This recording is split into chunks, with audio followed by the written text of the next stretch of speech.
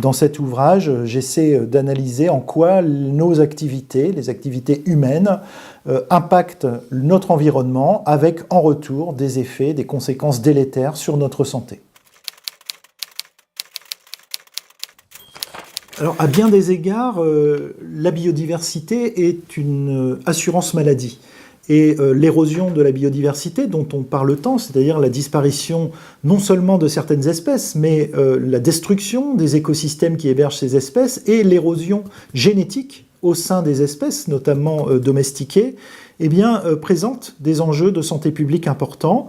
On oublie par exemple que nous digérons nos aliments grâce à la diversité de notre microbiote intestinal, hein, c'est-à-dire qu'on a dans notre tube digestif un nombre de bactéries qui dépassent presque le nombre de cellules du corps humain, et sans elles, on ne pourrait pas digérer. Eh bien, on voit que, par exemple, après un traitement antibiotique qui appauvrit cette flore microbienne de notre tube digestif, eh bien, on peut souffrir de certains troubles, ce qui vont de la simple diarrhée jusqu'à des pathologies beaucoup plus graves.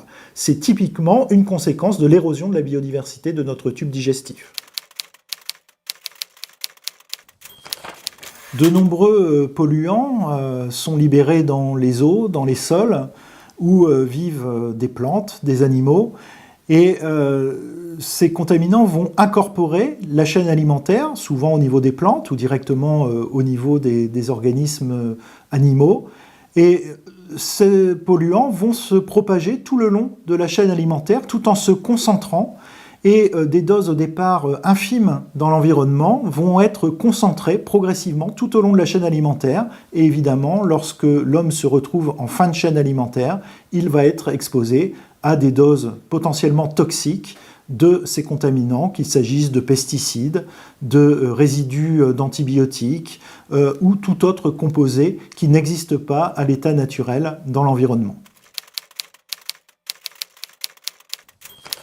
Alors ce livre s'adresse à un large public, d'abord le grand public, mais également mes confrères et consoeurs praticiens de santé, les étudiants également, et toutes les personnes qui s'intéressent aux relations entre la santé et l'environnement.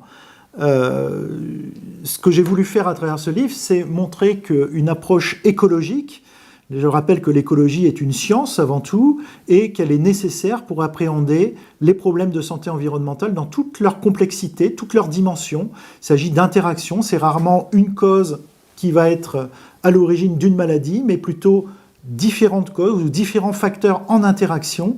Et pour appréhender toute cette complexité, l'écologie est l'approche qui me semble la plus adaptée. C'est pourquoi cet ouvrage se veut avant tout un plaidoyer pour une écologie de la santé.